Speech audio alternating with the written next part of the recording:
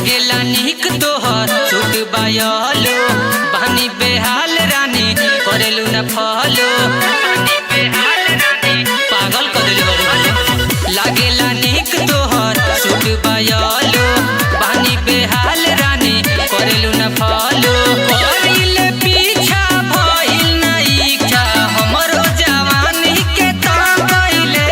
लगाइए के काजल बनाइए के पागल पतंग बनी उड़ गइले लगाइए के काजल बनाइए के पागल पतंग बनी उड़ गइले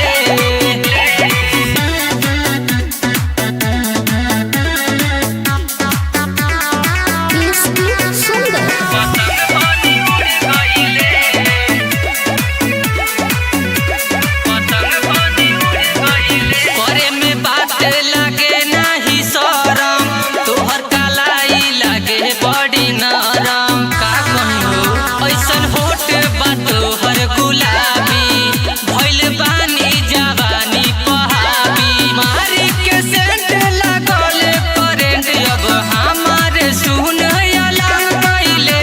लगाइए के काजल बनाइए के पागल पतंग बनी उड़ गइले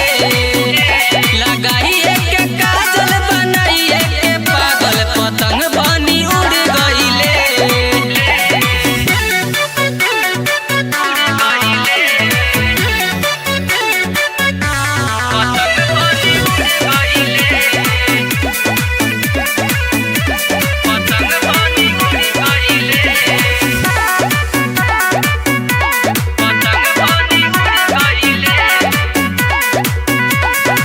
बोली के मीठी ते दिहले दिलासा